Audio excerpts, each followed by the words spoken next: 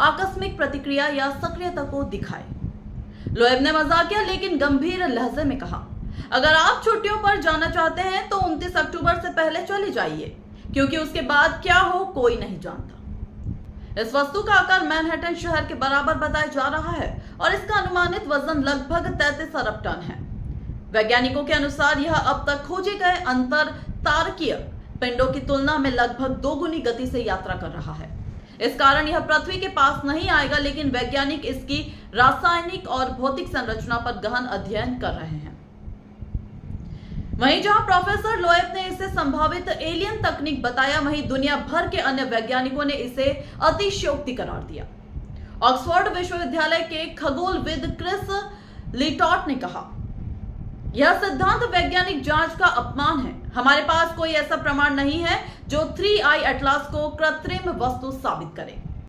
कई अन्य वैज्ञानिकों ने भी कहा कि इस प्रकार के असामान्य रासायनिक संकेत धूमकेतुओं के संरचनात्मक अंतर या डेटा की सीमाओं के कारण भी हो सकते हैं। वहीं नासा की आधिकारिक प्रतिक्रिया भी है।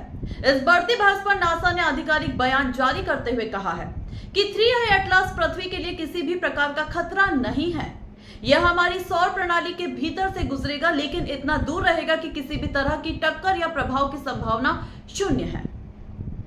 नासा ने कहा, हम इस वस्तु का अध्ययन कर रहे हैं ताकि अंतर तारकीय वस्तुओं की संरचना और उत्पत्ति के बारे में नई जानकारी प्राप्त की जा सके। क्या हम वाकई अकेले हैं? बड़ा सवाल फिर उठ खड़ा हुआ है। भले ही प्रोफेसर लोएब के बयान को वैज्ञानिक जगत ने संदेह की दृष्टि से देखा हो, लेकिन उनके इस दावे ने एक बार फिर वह प्रश्न जीवित कर दिया है जो सदियों से मानवता को परेशान करता रहा है।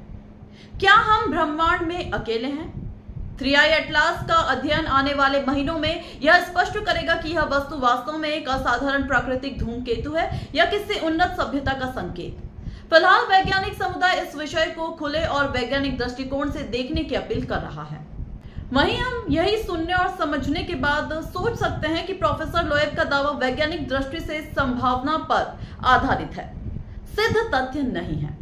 नासा और अधिकांश वैज्ञानिक संस्थाएं इसे प्राकृतिक अंतरतारकीय धूमकेतु मान रही है। जनता को एलियन हमला जैसी अफवाहों से डरने की नहीं, बल्कि वैज्ञानिक रूप से सोचने की आवश्यकता है। 29 अक्टूबर कोई हमले की तारीख नहीं, बल्कि वैज्ञानिक अवलोकन की महत्वपूर्ण तिथि है, जब यह वस्तु सूर्य के सबसे नजदीक पहुंचेगी और अधिक डेटा मिलेगा। तो बने रहिए आजाद एरा के साथ।